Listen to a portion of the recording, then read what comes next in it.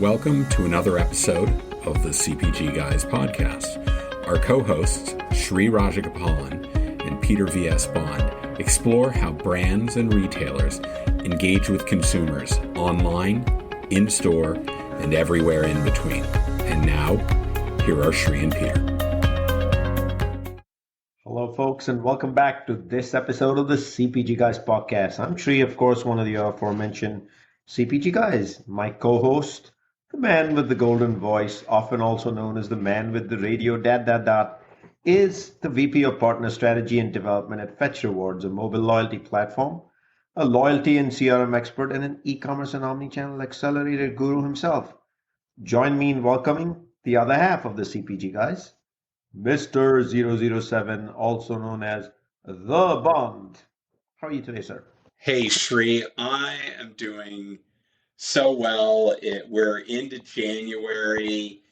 NRF has kicked off in New York City despite all the craziness going on, and I'm just excited to talk about all of these incredible enablers that are on display at the show. And I know we have a guest today that's kind of at the forefront of the transformation of shoppable media that's taking place and is really taking the CPG retail vertical by storm. So excited to get today's episode off and running. I'm just jealous you get to go to Jacob Javits and you can actually see all the latest developments, the technology, the scanning capabilities, the shelf capabilities, and beacon technologies, everything else at NRF. So make the most of it. Hopefully you'll come back here on the CPG Guys and report back what is going on in the strange environment we all live in January 2022 these days. But thank you, Peter. Before we get to our guest, let me remind our audience that all of our content, that is over 160 episodes, are available on 40 plus podcasting platforms, and so much more can be found out about us by simply going to your browser and typing cpgguys.com. The best part, there's no charge for this. It's absolutely free. Did you hear we have launched a second podcast? We're going international, global. And it's called the FMCG Guys, which takes on our CPG Guys format of omnichannel digital exploration for the European market. Our friends Efrain and Daniel are the hosts based in Europe, and we'll be talking with the FMCG retail thought leaders about the transformation happening on the other side of the Atlantic. And, of course, we're proud to continue to partner with NEW, the network of executive women whose mission it is to advance the cause of gender equality and career development in the workplace. In the middle of today's episode, we will tell you more about NEW and current activities. But if you want to learn more about our partnership and how you can join NEW, please visit newonline.org/CPG Guys. Peter, we have our own page with NEW these days. It must be good, man. Increasingly, shoppable video and live streaming are the mediums of choice for marketers to engage consumers on their website. Of course, e-commerce businesses, publishers, and advertisers are always seeking to create platforms that deliver engaging user experiences on their website. Web stories traditionally only gave users an engaged experience on social media.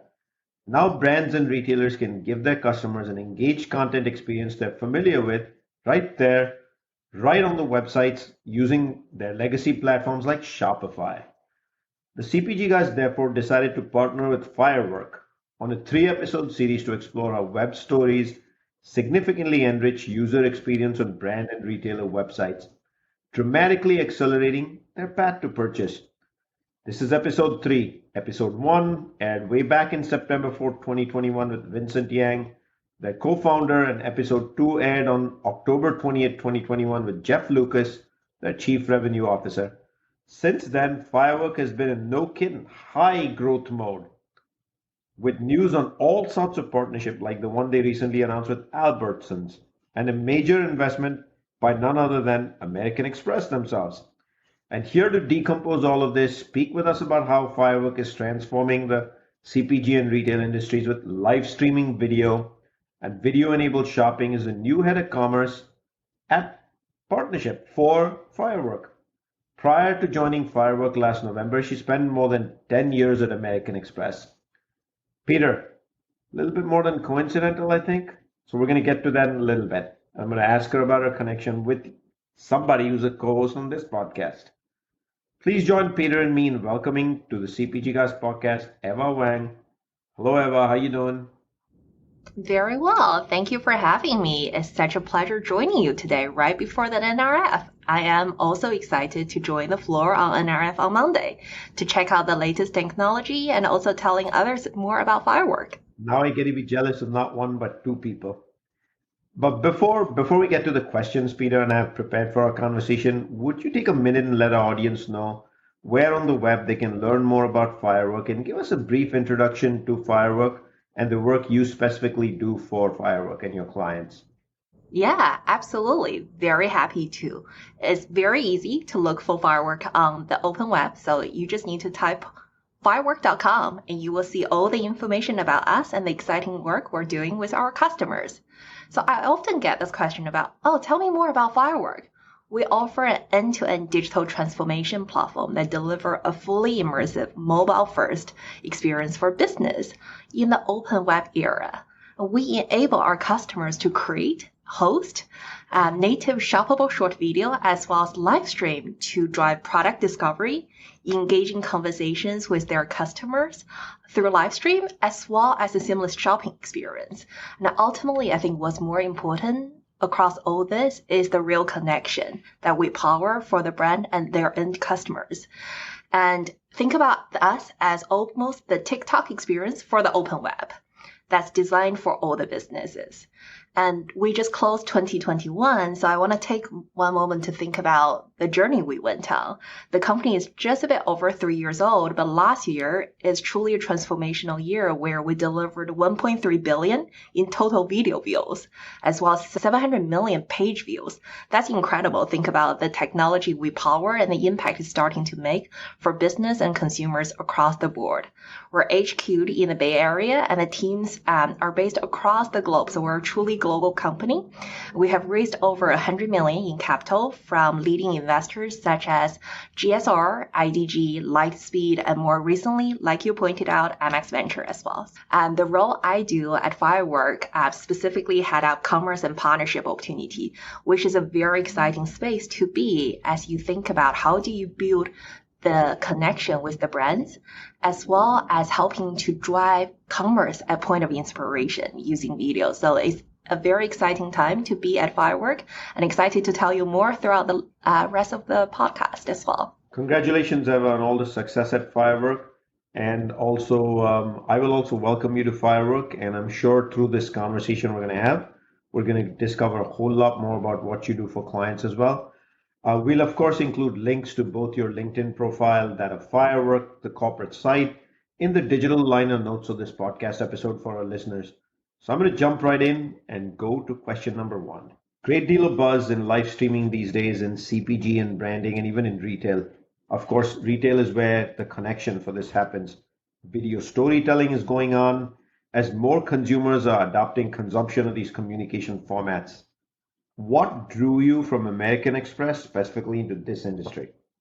I have to start with a personal experience. I was born in China and my families are still in China. It has just been incredibly exciting to witness the growth, but also the convenience live stream brought to families there. My grandmother, she's over 80 years old and she just recently ordered the family meal on a live stream. And she showed me how to do it. And I felt very out of depth myself having seen that. But that tells you about the adoption and how easy the technology there is to use to drive the adoption. The market size for live streaming commerce in China is expected to reach 500 billion in 2022. We're just getting started here in the US and in other markets outside of China. The growth potential itself obviously is what excites me, but also the opportunity to really transform the space rather than just to move what worked in China into the US, because the ecosystems, as I'm sure Peter and yourself know, are fundamentally different in the US and in China. In the US, we also see video content being the forefront when it comes to driving engagement from brands to consumer. More than 80% of the consumer talks about they were convinced to buy a product or a service after watching a brand's video. But where does the video take place? Mostly in the walled gardens. But actually, the transaction doesn't really take place there. If you look at the statistics, only 4% of the actual e-commerce transaction take place on social media. So there's a huge gap to actually bring that immersive interactive experience to where the transactions are actually taking place on the website. And this is where I'm most excited in, to bring the personal experience, to bring the connection, but also to bring the different perspective in actually adopting here in the US. So very excited to be here. Hey, Ava, welcome to the podcast. So great to be able to speak with you today. Clearly, you've articulated the growth opportunity in this industry for these types of capabilities. Can you help us understand more specifically what makes Firework's live streaming platform different from the many technology companies that are trying to stake ground in this space? Yeah, that's a wonderful question, Peter, actually. I think there are a couple of reasons, right? But the one thing I would emphasize is the ability to actually provide an end-to-end holistic product solution to help power the client success when it comes to digital transformation and enable for live commerce. Having a robust technology infrastructure is critical, and not all technologies are created equal. Out of our teams over here, about 70% of the team members are actually product engineering teams. And if I think about our head of engineer, our chief technology officer, Rick Zhuang, he was the founder for Taobao's live streaming platform, the head of engineering for Tmall at Alibaba Group.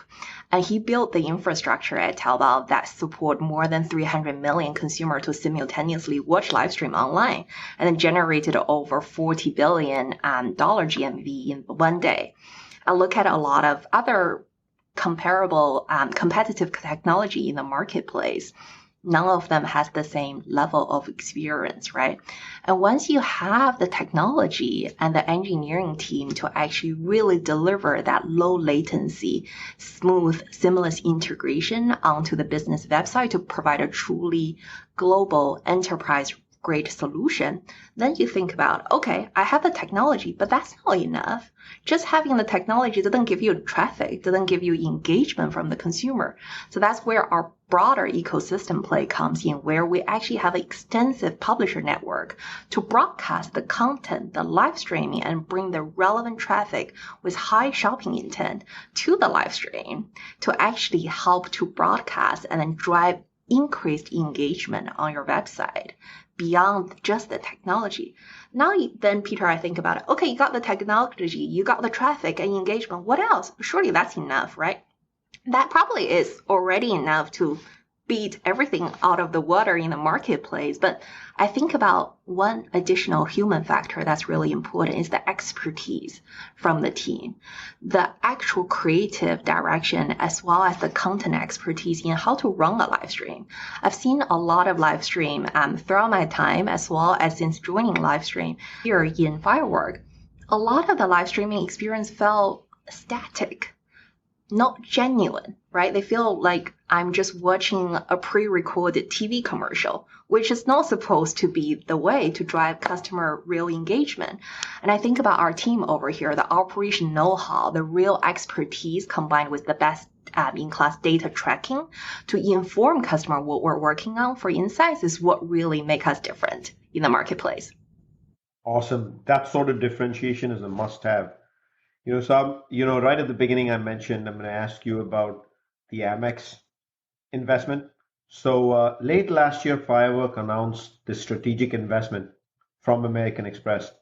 You spent over 10 years at Amex, probably know the ecosystem very well. From a payments company perspective, what is making the live streaming industry such an attractive investment opportunity? Like, what's the synergy? Yeah, that's a great question. Not speaking directly or specifically on behalf of American Express, but speaking from my own experience working with merchants and business, I think more recently throughout the pandemic, right? A common theme is the need to engage and connect with their consumer in this digital first environment, as well as the opportunity to get real-time feedback in terms of the relevant product, the consumer preference. Because in this time where supply chain delay and a lot of other issues are causing a lot of the challenges for retailers and merchants, you really can't afford to actually have a whole warehouse of product that you're never going to sell. Livestream provide just a different way to engage the customers at the end of the day to really understand what is driving their engagement. What do they want to see? And our data and capability as well as the technology to power that make a real difference over there. If I think back on the press release American Express Venture has announced when the investment happens, the head of Amex Venture, Harshal Shengi, he's made this point to say Amex Venture invests in the ideas that transform the everyday consumer and business life on a global basis.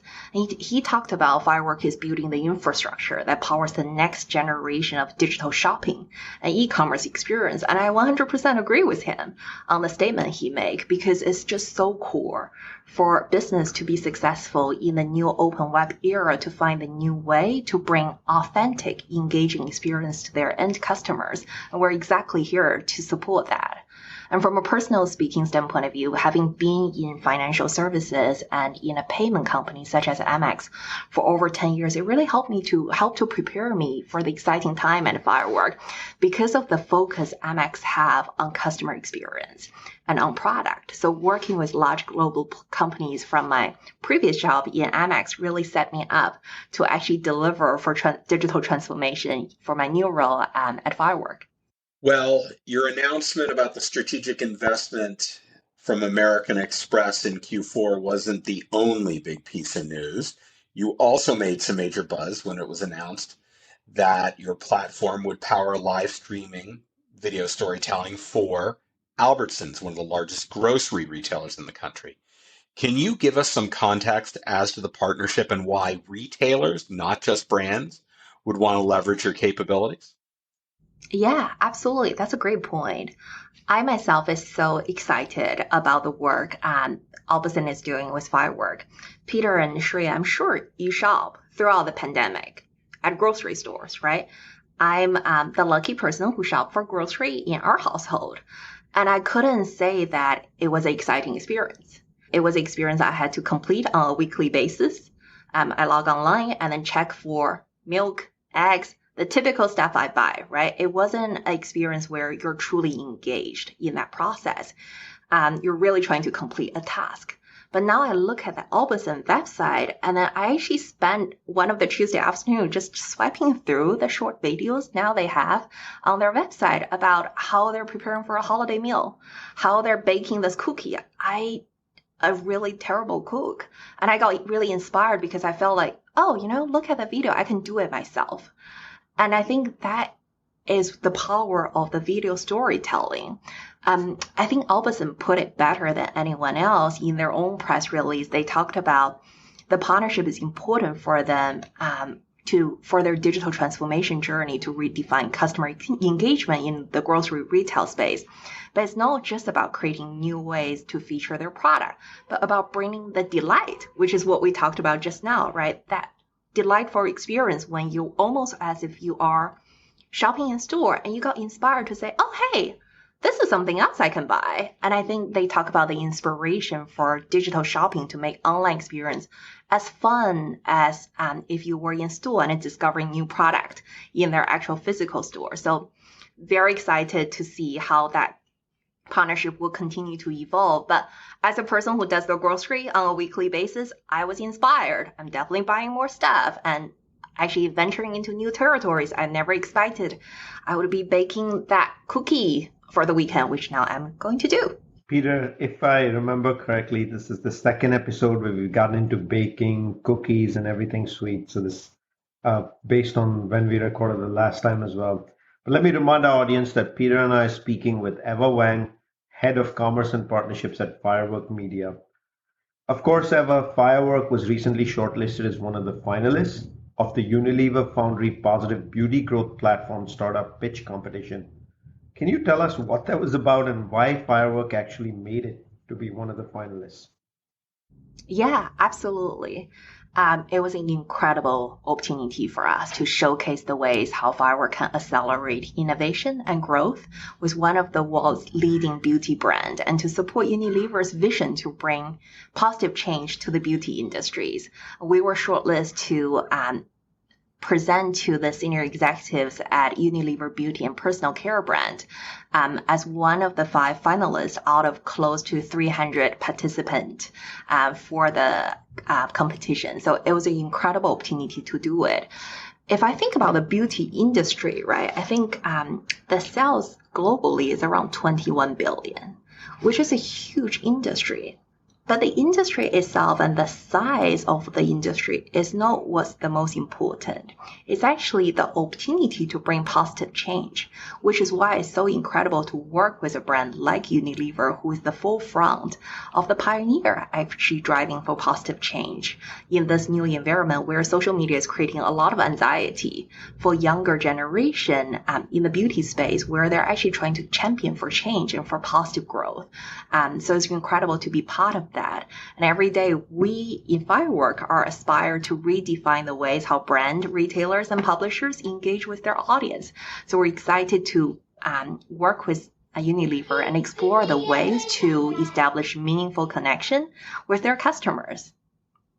So, Ava, I think about the term omni-channel as being reflective of wherever the shopper chooses to shop. And so this separation of physical and digital really should not be the focus of brands. It should be about getting to the shopper wherever they choose to shop. So can you help us understand how, in your perspective, live streaming is bridging the gap between the physical and the digital world, and maybe even cite an example or two of that? That's such a great question, Peter. So many people, when we talk to them about live stream, they say, you know what, we see live stream as the end of the physical retail space. And I say, absolutely wrong. That's not the case. Physical retail space is still so important to create a real customer engagement for the experience. And we actually see live streaming helping for bridging the gap between online and offline rather than replacing it. A good example is our partnership with one of the leading retailers in Japan, Muji. I'm sure a lot of you heard of it. They also have multiple stores here in the US. They're one of the largest retail chain in Japan. Like many other physical retailers, they have big retail spaces. And during the pandemic, many of the large retailers see a reduction in traffic footfall going into the store because people are staying at home, safely isolating. But one of the things Muji did with us was to leverage their existing space in retail and actually training their sales team to actually run live streaming using the Firework technology on a weekly basis. And it's incredible because you're actually using the real knowledgeable shopping team who really are passionate about the product to explain about the product to their consumer. What we have seen are actually customers who have watched the live stream the night before coming into the store next day to say, hey, I saw this last night. I loved the way how you were presenting it. So now I'm just coming in, trying it out and actually buying it. And we actually saw that creating such a great connection, leveraging the existing space, resources you have, and actually bringing the sales either directly online or for people who want to shop back in the store and then check out a few other things as well. So it's a really great win-win example for bringing online and offline together. Fantastic. Peter and I totally believe that the merge of online and offline is where the entire CPG industry and retail is headed anyway. So let's get into a little bit about streaming, live streaming events themselves, and let's ask you to demystify for us what are the elements of a good live streaming elements. Peter and I always have discussed, are influencers, celebrities, all these things necessary, or are there best practices you can share with us on what makes a good live streaming event? There's a lot of debate in this space. I definitely want to share my perspective here. So looking back to China, when they started the live streaming journey back in 2019, they started this by creating live stream purely based on celebrities. So it's a very celebrity driven approach, but it didn't work very well. at the time when it first started because brands were paying a significant premium to engage with celebrities. And the celebrities then represented the brand to help to drive engagement of their product as well as to try to drive sales in live stream. But many of them didn't really give a very authentic or connect or relatable experience, I would say, to the end customers. So it didn't really work very well.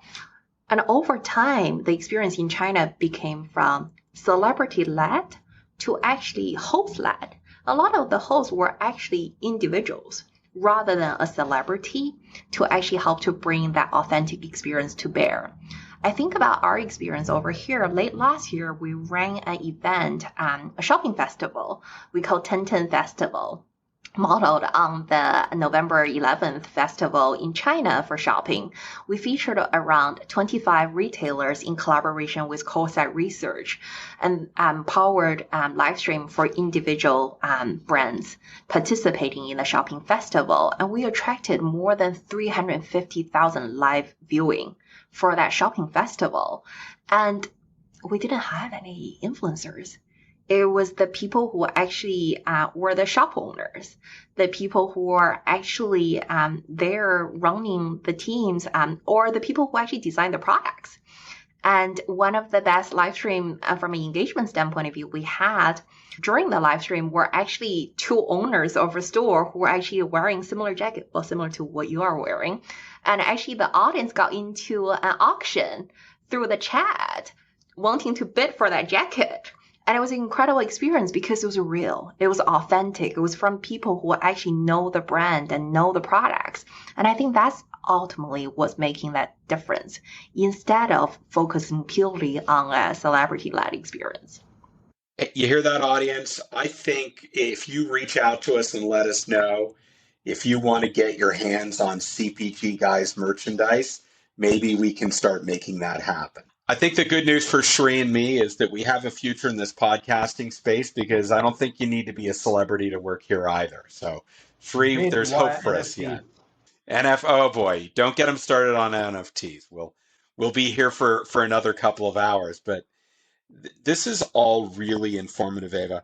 We love to talk about predictions here on the podcast. So would you entertain us with your predictions on consumer engagement, e-commerce, and the open web for 2022 and beyond, and how you think live streaming fits into this? That's a great question. Let me think about that. You know what? I think 2022 is going to be the year for the open web with increasingly more demand from customers for immersive interactive experience. As of last year, there were more than 1.7 billion websites live on the open web, right? And each day, 500,000 websites, new websites are being created. Most of those websites are words heavy, sometimes have images, sometimes have an insert of a video that require you to click 5 times until the page can load. It's not good enough. As I think about the open web experience where consumers are making a lot of their engagement interaction every day, I see 2022 as the year for the open web to actually really embrace and actually drive this fully immersive experience where Firework will play a key role in actually powering that experience. May it be a shopping festival, may it be a shoppable short video for a publisher, may it be actually an experience where we help to explain your new product launch through a live stream. It's actually really about bringing that immersive experience to the open web. I think that's the year for it. And going to be very careful when I don't make it 2021. I also think about e-commerce specifically. I think for e-commerce, right, one of the biggest prediction I will make for 2022 is that actually shortening the gap or the length from the point of inspiration to purchase in a more embedded shopping experience. I think about nowadays people see something, they want to get it, right? Because 5 minutes later, you might forget about it and never actually end up completing that purchase, or you do not remember what you saw specifically. So I think shortening the path between the point of inspiration and purchase with an integrated or seamless checkout experience is going to be key. So thinking about live stream as well as shoppable video, how to actually bring that experience of I've seen something, I loved it, and actually now I'm going to actually click and check out in that experience is going to be incredible as well, which is again something Firework actually deliver in our shoppable video and our shopping experience. So I think that's the prediction I'll make. 2022 is the year for open web and purchasing at point of inspiration. Peter, this is the third time I think we've had someone come to the show, talk to us about shoppable video. And what's clear to me is as we enter calendar year 2022, shoppable video is here to expand, grow, and deliver the immersive user experience that Eva just referred to. I really think hard about e-commerce, and I think the amount of time we spend on all our devices these days, this seems like the logical one-click way to move forward by bringing in some element, I'm sure in the future of virtual reality, etc., of how people will buy things. Any thoughts, Peter? I think just as important as what Ava said is what she didn't say, which was, she referred to it, she alluded to it, but a lot of our fascination with shoppable video and the like and live streaming has been focused on social media platforms. What she's telling us is that there's so much more places to go in the open web that it's only a matter of time, and probably a very short time, before the balance shifts.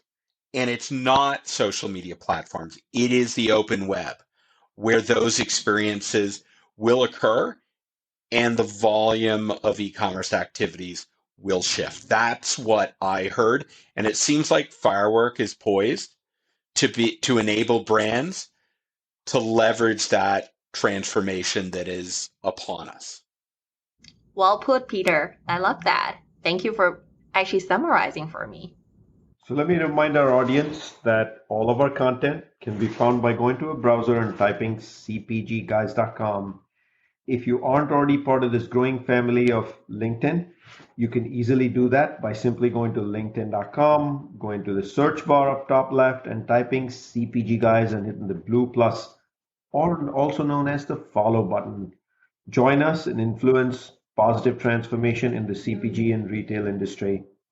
And I would also request you are the ones that shape the show. You make the show. You decide who comes, who doesn't get to come, and what topics we talk about. The easiest way to do that, go to ratethispodcast.com/CPG guys. Tell us how we're doing.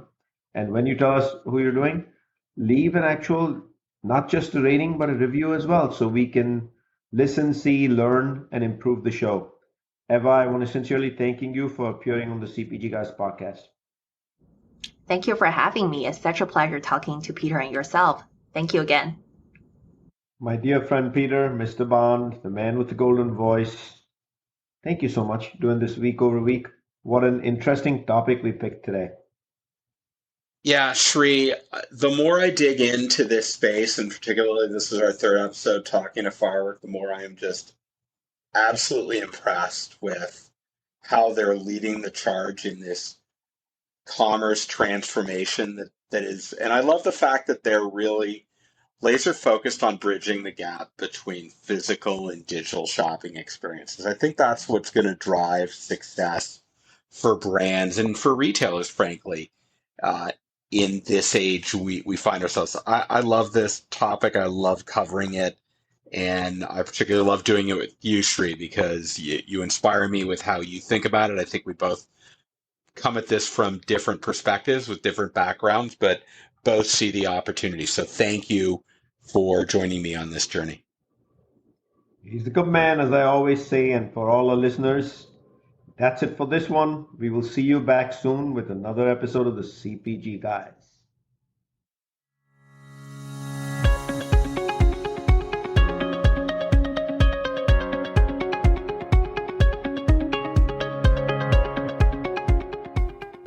The content in this podcast episode is provided for general informational purposes only. By listening to our episode, you understand that no information contained in this episode should be construed as advice from CPG Guys LLC or the individual author, hosts, or guests, nor is it intended to be a substitute for research on any subject matter. Reference to any specific product or entity does not constitute an endorsement or recommendation by CPG Guys LLC. The views expressed by guests are their own, and their appearance on the program does not imply an endorsement of them or any entity they represent. The views expressed by CPG Guys LLC do not represent the views of their employers or the entity they represent. CPG Guys LLC expressly disclaims any and all liability or responsibility for any direct, indirect, incidental, special, consequential, or other damages arising out of any individual's use of, reference to, or inability to use this podcast or the information we present in this podcast.